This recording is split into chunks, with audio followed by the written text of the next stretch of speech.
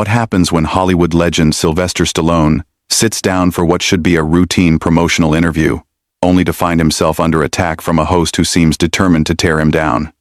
What you're about to witness is one of the most shocking live television moments ever captured, where a beloved action star reaches his breaking point and unleashes decades of frustration in front of millions of viewers.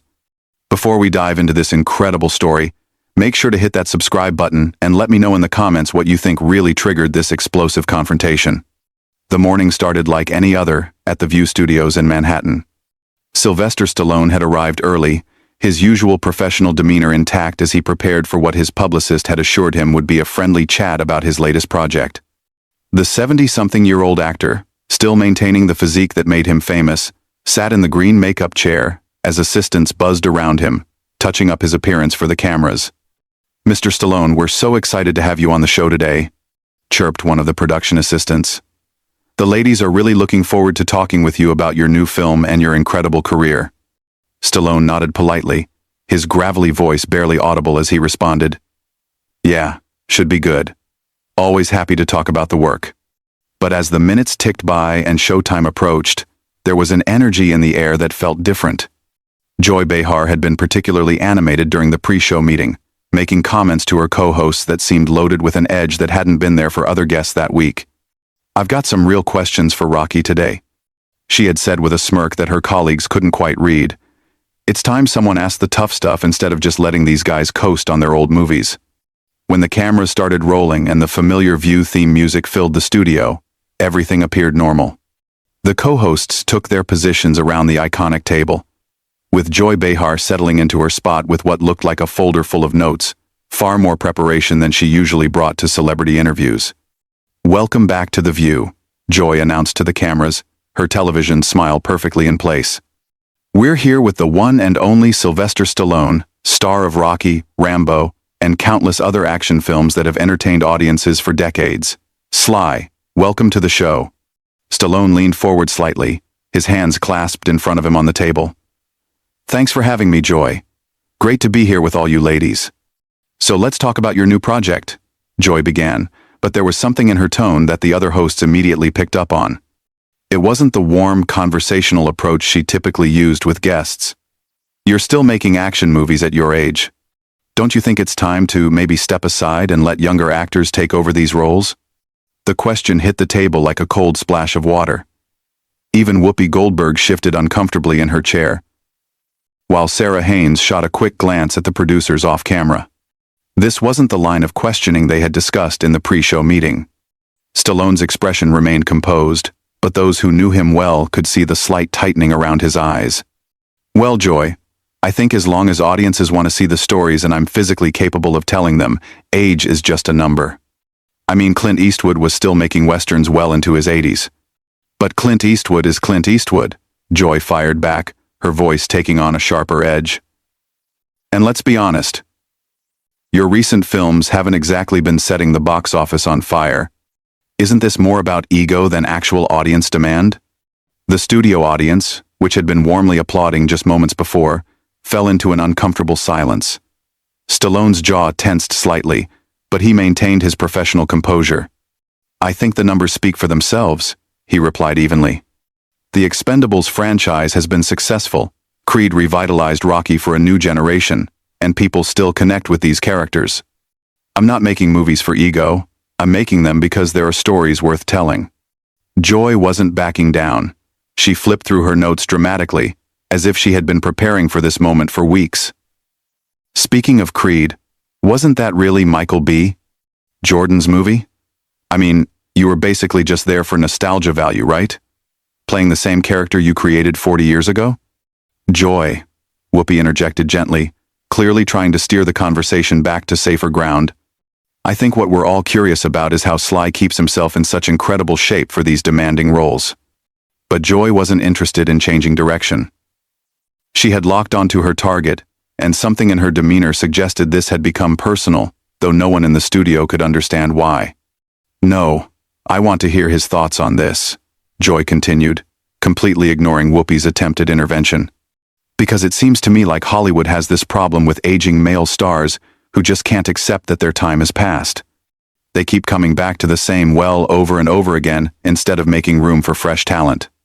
Stallone's hands, still clasped on the table, tightened slightly.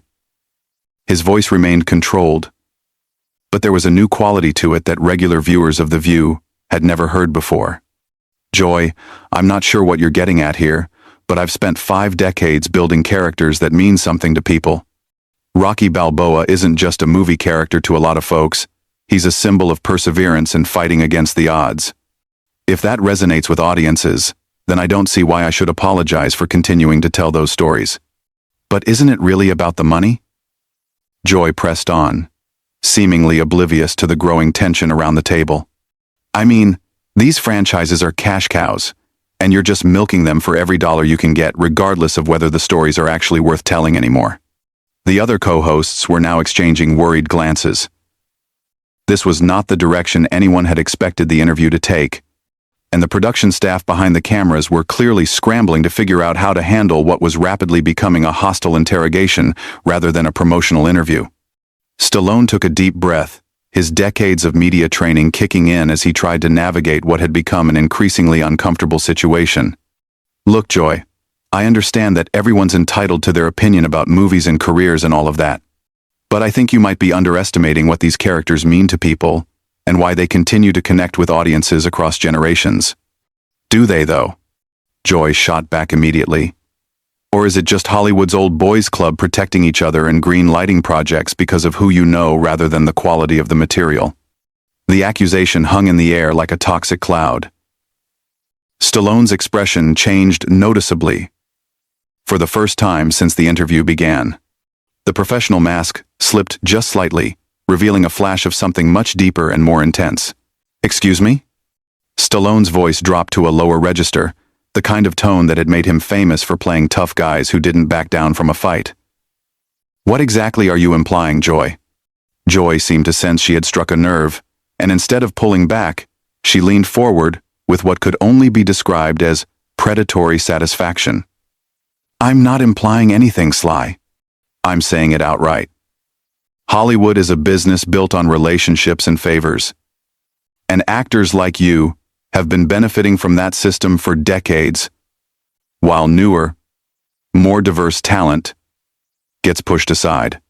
The other hosts were now visibly uncomfortable. Sarah Haynes was staring down at her notes, clearly wishing she could disappear, while Alyssa Farah Griffin kept glancing toward the producers with an expression that screamed for help. Even the usually unflappable Whoopi Goldberg looked like she wanted to crawl under the table. Joy, maybe we should move on to talking about Sly's philanthropy work, Whoopi suggested, her voice carrying a warning tone that Joy seemed determined to ignore. No, I think this is important, Joy continued, her voice rising slightly. We talk all the time on this show about representation and giving opportunities to underrepresented groups, but then we celebrate actors who keep taking up space that could go to someone else. Stallone's eyes narrowed, and for a moment, the cameras caught something that viewers would replay countless times in the coming weeks. It was the look of a man who had spent his entire career being underestimated, who had clawed his way up from nothing, and who was not about to sit quietly while someone questioned his right to exist in his own industry. Let me tell you something, Joy, Stallone began, his voice steady but carrying an undercurrent of barely controlled intensity. I didn't get handed anything in this business. I wrote Rocky because nobody would give me a shot. I sold my dog to pay rent while I was trying to get that script made. When the studios wanted to buy it, they wanted to cast somebody else, somebody more established, somebody who fit their idea of what a leading man should look like. But that was 50 years ago, Joy interrupted, seemingly unable to read the warning signs that were obvious to everyone else in the room. What have you done lately besides recycle the same character over and over? The studio audience was dead silent now. Even the camera operators seemed to be holding their breath, sensing that they were witnessing something that would be talked about for years to come. Stallone's hands unclenched from the table, and he leaned back in his chair, his posture changing from defensive to something much more dangerous. What have I done lately? I've created opportunities for dozens of actors through the Expendables franchise. I've mentored young directors and writers. I've used my platform to tell stories about working-class heroes and underdogs who refuse to give up. All starring you, of course. Joy shot back with a laugh that sounded more like a bark.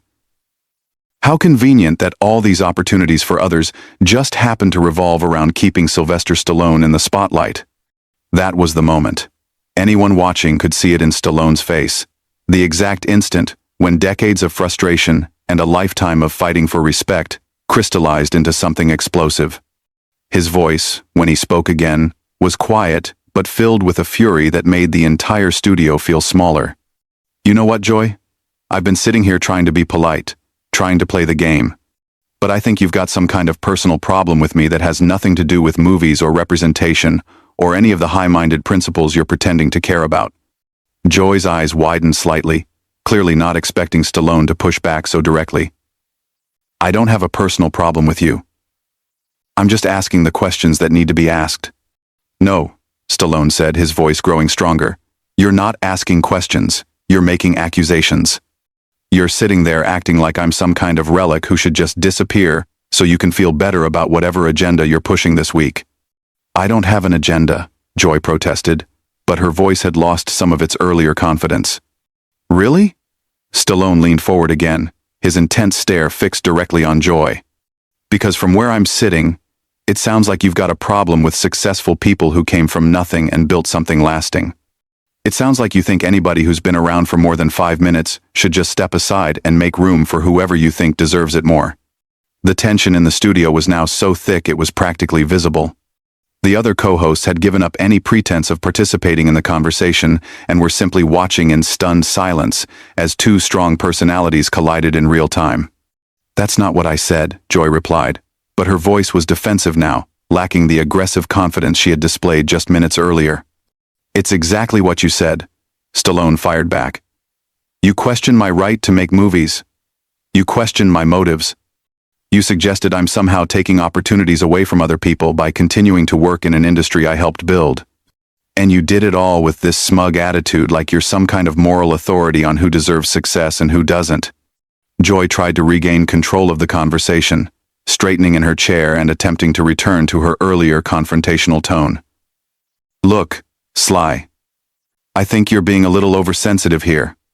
I'm just pointing out that Hollywood has a diversity problem, and maybe actors of your generation need to step back and make room for fresh voices.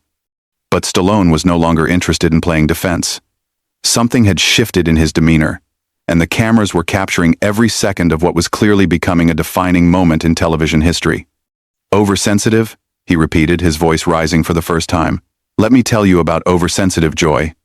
Oversensitive is when someone uses a television platform to attack a guest who came here to talk about their work and instead gets ambushed with personal attacks disguised as social commentary. They're not personal attacks, Joy insisted, but she was clearly rattled now. Then what would you call it? Stallone demanded. Because you've spent the last 10 minutes telling me I'm too old, I'm greedy, I'm taking opportunities away from more deserving people, and I'm part of some systemic problem in Hollywood.